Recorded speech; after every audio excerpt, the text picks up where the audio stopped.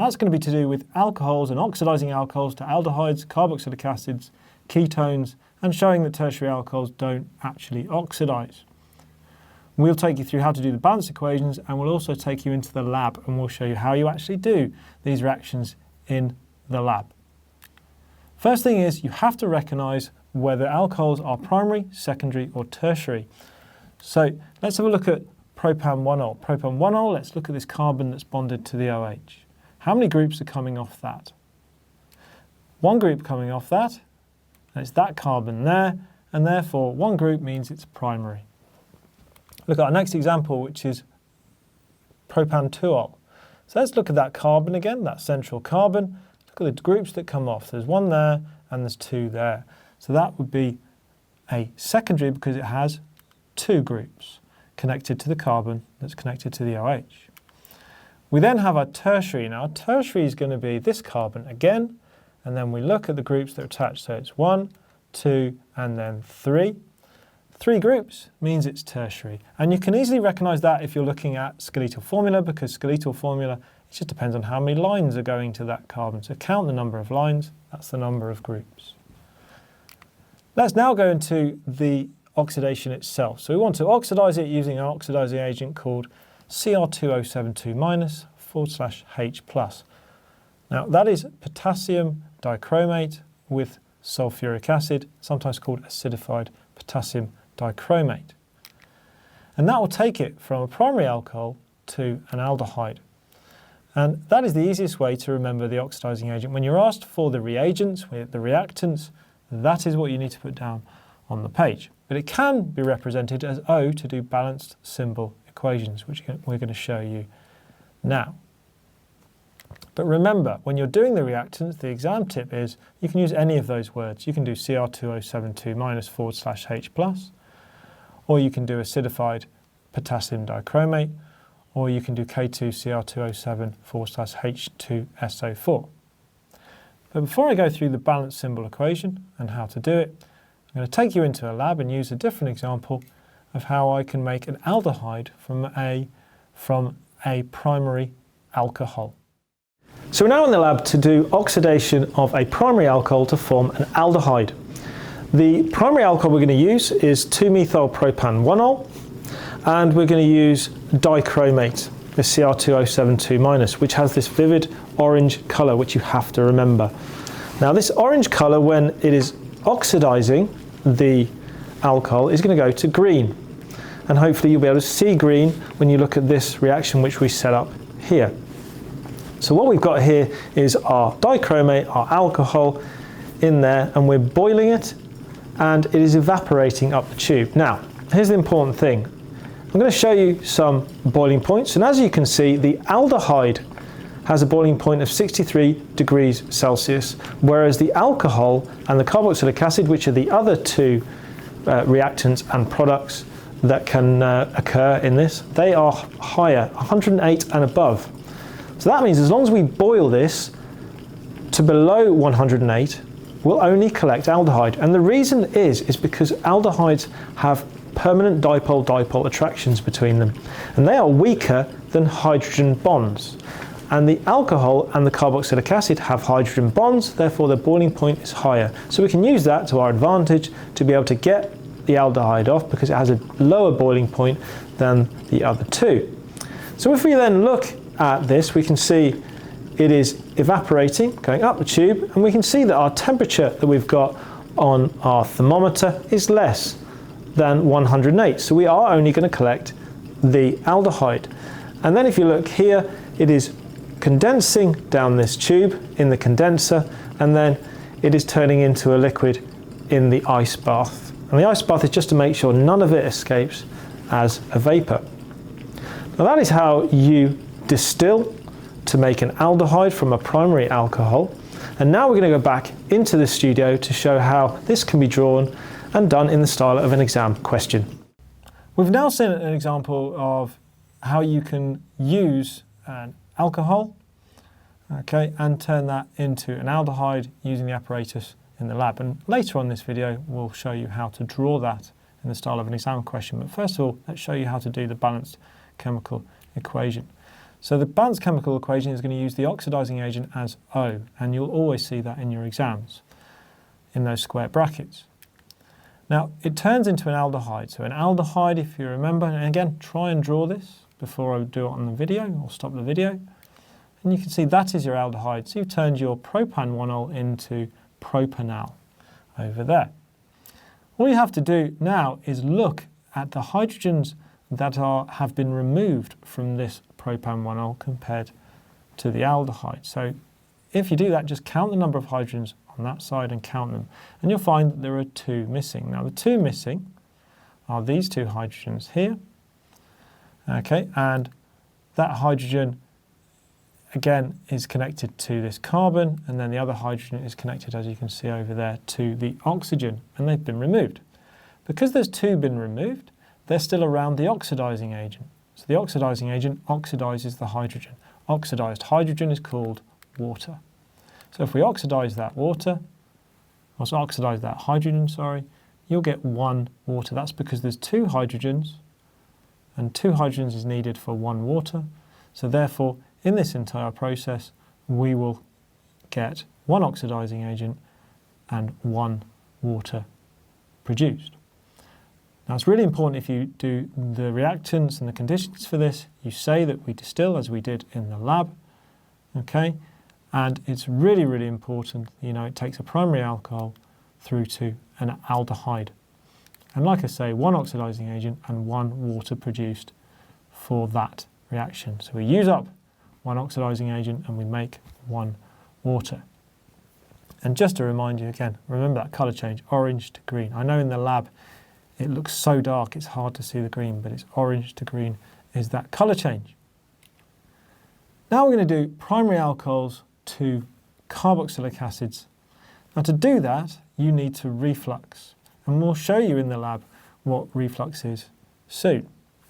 But first of all, you take a primary alcohol again, you add it to your oxidizing agent. And as you can see here, we've got our aldehyde. And we've got this water.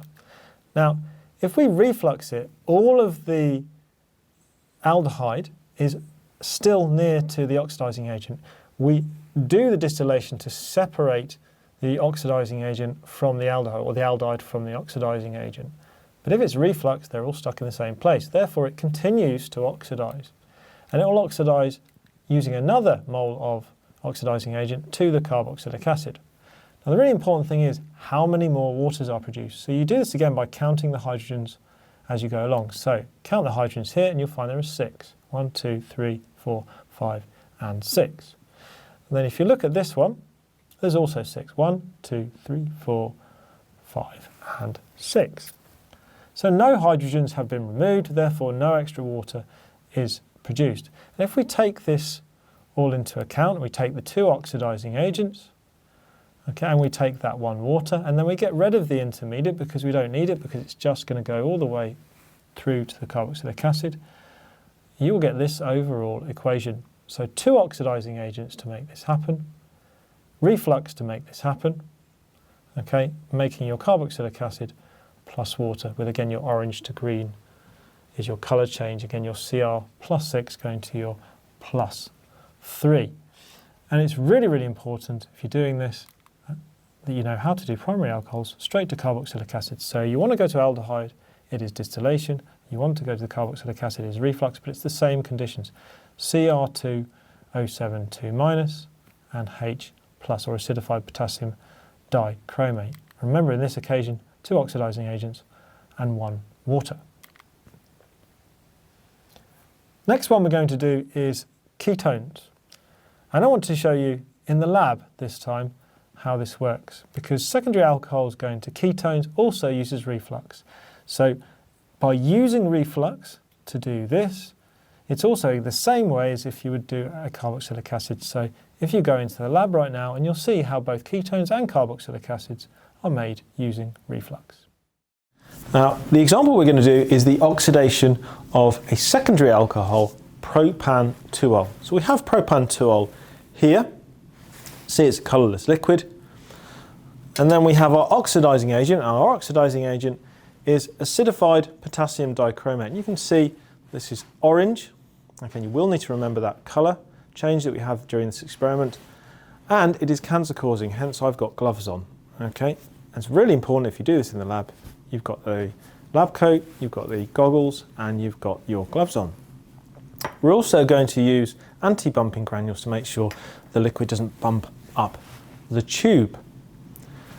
So what we have is propan-2-ol, and we can represent our oxidizing agent with square brackets and O, and then that makes our ketone and also makes water. And that's your balanced chemical equation that I would expect in the exam for this reaction. Now let's move on to the actual condenser itself. If we're drawing this, we're going to have to label the condenser, we're going to have to label the round bottom flask, and when we go into the next version of this, when we're heating it all up, we'll have to label the heat as well. But before I do that, I want to show you the water in and water out. So the water in is at the bottom, and what happens, and I'll show you right here, is as I put the water on, you'll see that the water goes up, and then it forces all of the air out. And that's what you want it to do. And I'm going to put it on a bit stronger just to force all of the air out. There you go. You can see all that water is now forced out. And then I'm going to put the flow right back down so it's really, really small. You can see this outer kind of casing is full of water now. So it's very, very cold, and there's no air bubbles. And that's why we fill it in from the bottom. So if you're doing the exam, water in from the bottom, water out from the top. So what we're going to do now is we'll put all of our chemicals into our reflux apparatus and show you the full setup. We've now done the whole reflux setup. You can see that we have our heat-proof mat, we've got a tripod and a water bath. And you often use a water bath. You can also directly heat it with a Bunsen burner, but you have to be really careful with that. And we are heating it using that Bunsen burner to get this evaporation and this condensation. So it's evaporating from here, and then you can see it condensing as well. Now, really important thing is that when you're drawing this in the lab, you can draw that Bunsen burner as an arrow and just write heat by it. You don't have to draw the Bunsen burner, and then obviously you have to label the round bottom flask and the condenser and your water in at the bottom, water out at the top.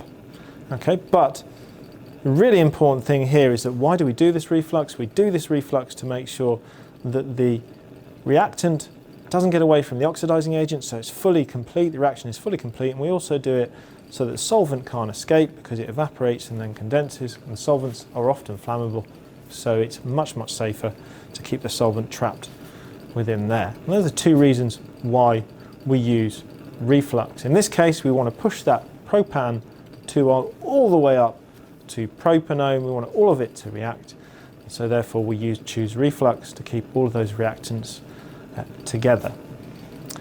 What we're going to do now is take you back to the studio, and we will show you this in the form of an exam style question and answer. Now you've seen how reflux happens inside the lab, let's again go through that balanced chemical equation. So to make the ketone, you need an oxidizing agent. The oxidizing agent goes to the ketone. Notice here we have this hydrogen that is missing and this hydrogen that is missing. Just look over there, you'll see both of those hydrogens are missing. Because of that, they've been removed, so that's why you get two hydrogens and you make your water. So when you take a secondary alcohol to a ketone, it'll be one oxidizing agent and it will be one water. And remember, as ever, as we've seen in the video as well, you'll get that orange to green colour when you use acidified potassium dichromate. Now, we're now going to do tertiary alcohols. Now, tertiary alcohols, there is no oxidation as there are no hydrogens to leave. Now, what does that really mean? So if you look here, I can see there's a hydrogen here which could potentially leave, but I can't see any other hydrogens that are directly on this carbon. And you need two hydrogens to leave to do an oxidation of an alcohol to go up to a ketone. And that's the only way it could go because it's got two R groups either side for the ketone. So even if you add the oxidizing agent, you'll find that nothing actually happens because there's no hydrogens on that carbon. And the only hydrogen that can be removed is this hydrogen on the H, and you need two, not one. So nothing happens no reaction happens, and so the colour stays at orange because it is +6 in the Cr2O7 2-. So that means chromium-6 being orange doesn't change colour at all because there's no reaction occurring. Now that we know the different reactions of primary, secondary and tertiary alcohols, it can actually be used to differentiate between them. And we will go through exam style questions on that in other videos. But first of all, it's really important that you know this exam tip. And it's just based upon these colour changes. So if you look here, the primary colour change will always be orange to green because you're going to take it to the aldehyde and then possibly to the carboxylic acid. Remember, the aldehyde is distillation, the carboxylic acid is reflux, okay, it's depending on the conditions. You then go to secondary alcohol, again, reflux, always with a secondary alcohol, but that will, again, go from orange to green, go from that +6 chromium oxidation state to that +3. And lastly, the tertiary, there'll be no colour change as it will stay orange because there'll be no oxidation happening at all. So therefore, that means clearly you can differentiate tertiary from secondary and primary because it will not react. There's a difference in colour changes. But again, we'll go through that in an exam style question in the next few videos.